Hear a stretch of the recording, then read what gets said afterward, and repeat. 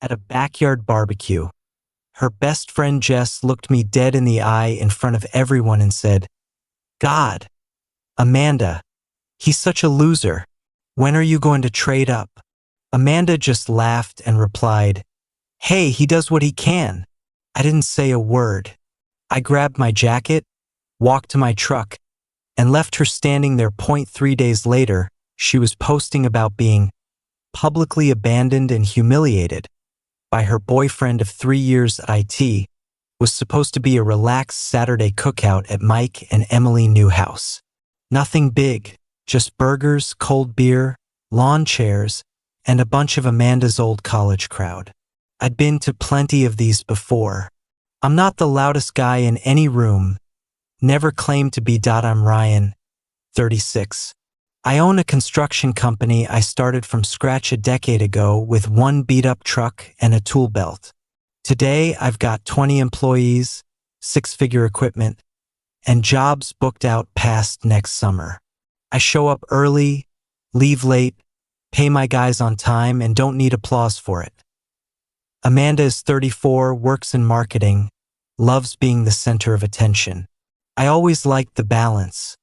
She brought the spark, I brought the steady ground. Or so I believed. The night started normal. I was flipping steaks with Mike while Amanda floated between groups with her wine. Jess arrived fashionably late, as always. I'd met her before and never loved the energy, but Amanda called her my ride or die. So I stayed polite. That politeness ended fast. I was walking over with a fresh drink for Amanda when I heard Jess loud and clear, "Another summer with no real trip?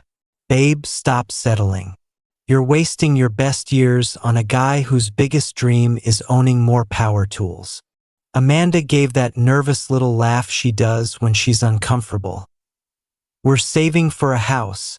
Ryan's business keeps him busy." Jess cut her off with an eye roll big enough for the whole yard. Busy being a total loser.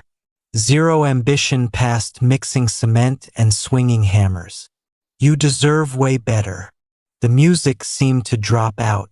Everyone turned. I stood there holding Amanda's drink like an idiot, waiting to see what the woman I was planning to marry next month would do. She looked at me, smiled, and said, "He tries really hard, Jess. Not everyone can have your glamorous life." Then she took the drink from my hand and kept chatting like nothing happened. I counted to 3 in my head, set my own beer down untouched, walked to the chair, picked up my jacket, and left. "Ryan," she called after me, confused that I didn't answer. Just got in my truck and drove home. My phone exploded before I hit the highway. 15 missed calls. 30 texts that went from, "Where are you?" to, "You're embarrassing me in front of my friends," to, "This is insane. Call me now." I shut the phone off and slept like a rock. Next morning I was up at 5:30, ran 5 miles, showered, made coffee. When I finally powered the phone back on, the messages had shifted to panic and guilt tripping. "I'm coming over. We're talking about this whether you like it or not." She showed up at 8:15, pushed past me into the house like she still lived there. "What the hell was that, Ryan? You just ditched me?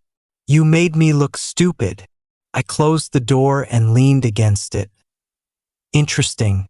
I made you look stupid. Not your best friend calling me a loser to my face. Not you laughing and agreeing with her." I didn't agree. I was defusing. By saying I try really hard? Like I'm a participation trophy boyfriend.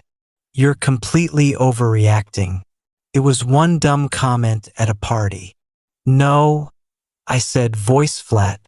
"It was the moment I saw exactly how you see me when you think no one important is watching." She dropped onto the couch, switched to soft voice mode. "Baby, I'm sorry if your feelings got hurt. I didn't mean it like that. Can we just forget it? I've got that client dinner Thursday. You're still coming, right? Wear the navy shirt." I looked at her for a long second, No, Amanda, I won't be coming. We're done. Her face went blank. You're breaking up with me over one joke? I'm ending this because when someone insulted me in front of you, you sided with them. That's all I needed to know. She tried every tactic. Tears, yelling, bargaining, more tears. When nothing worked, she stormed out and slammed the door so hard the windows shook. For the next 48 hours, I ignored the nonstop calls and essays she sent. I went to work, hit the gym, started boxing up everything of hers that had slowly migrated into my house over 3 years. Toothbrush, clothes, throw pillows, half the kitchen cabinets. The ring I'd bought 2 months earlier went back in the safe. Day 3, she posted the sob story online. How her boyfriend of 3 years abandoned her at a party, publicly humiliated her, all because he couldn't take a harmless joke. Comments poured in, mostly her crowd calling me insecure, controlling, emotionally fragile. Jess's comment was gold. Girl, dodge that bullet. I didn't clap back online. I just texted Amanda, dropping your stuff tomorrow at 6. My things better be ready. Key will be in the side pocket of the gray duffel. She answered instantly, we need to talk like adults. Stop acting like a child. I repeated. 6 p.m. I showed up right on time. She'd done the full performance. Hair curled, makeup perfect, wearing the dress I used to say looked killer on her. 5 minutes, Ryan. Please. I gave her 5. She launched into a rehearsed apology. Promised Jess would apologize too. Said they could meet us for coffee and smooth everything over. I cut her off. This isn't about Jess. It's about the fact you needed a stranger's insult to say out loud what you actually think of me. She kept pushing. I love you. Doesn't that mean anything? Love that lets someone trash your partner to their face isn't love. It's convenience. Then came the anger. You'll never find anyone else who puts up with your boring life. I smiled, picked up my box. Thanks for making this easier. As I walked out, she yelled, what about Cabo next month?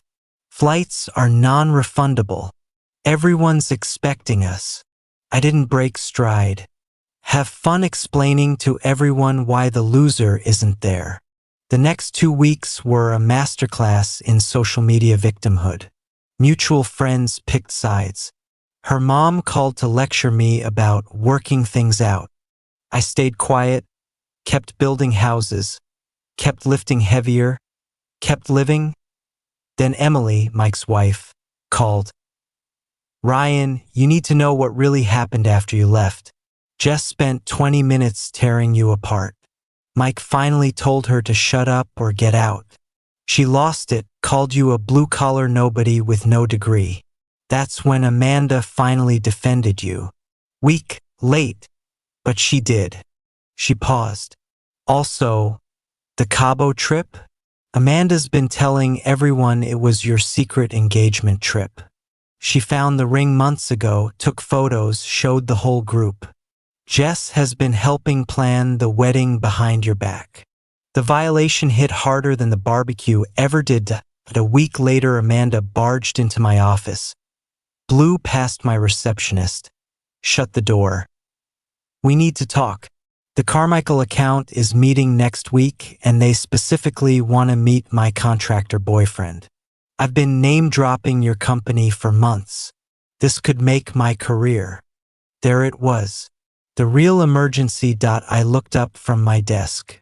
Call another contractor. Ryan, please. No. She stared like I'd spoken another language. You're seriously going to tank my career over this? I'm not tanking anything. You just lost your free networking prop. Good luck. She left furious. 2 days later, a text from an unknown number. You were right. I'm sorry it took me this long. AI didn't reply. Funny enough, Carmichael still called me direct. They'd done their own research and wanted the company with the best reputation, not the one attached to a marketer's boyfriend. Contract signed, 3 buildings, 7 figures. Karma kept busy. Jess's months-long fling with Mike's brother exploded at a family dinner. Screaming, wine tossed, the full soap opera. Mike banned both of them from his house. Amanda's firm lost Carmichael and 2 other clients when her boss learned she'd been promising exclusive contractor discounts she had no authority to offer. She kept her job, but got demoted hard. Her dad, a contractor himself, called me out of the blue. I raised her better than that, son. You did the right thing. Respect. 6 months later, I ran into Amanda at a coffee shop. She looked calmer, less like she was performing for an audience. Can we talk for 2 minutes? We sat. She apologized properly. No excuses, no. But Jess, just ownership. Said therapy was teaching her why she let toxic people speak for her values. Asked if I was seeing anyone. I told her about Kate, the architect I met in woodworking class. Someone who respects the work because she does the work. We're taking it slow and it feels solid. Amanda nodded, no bitterness. She's lucky. Treat her right. We left it there. Clean closure. Jess apparently moved 3 states away after the family fallout. Don't care. I sold the engagement ring. Put the money toward a small cabin up north. Lakeview, quiet, mine. Built the dining table inside it with my own hands. Some nights I sit on the dock with a beer and realize peace isn't something you find. It's what's left when you finally stop accepting disrespect. To every guy who messaged me saying this post gave them the push to walk away. Proud of you. Putting on your jacket and leaving isn't weakness. It's the strongest thing a man can do when he finally decides his worth isn't up for debate. That's the end of the story. Back to building things that actually last.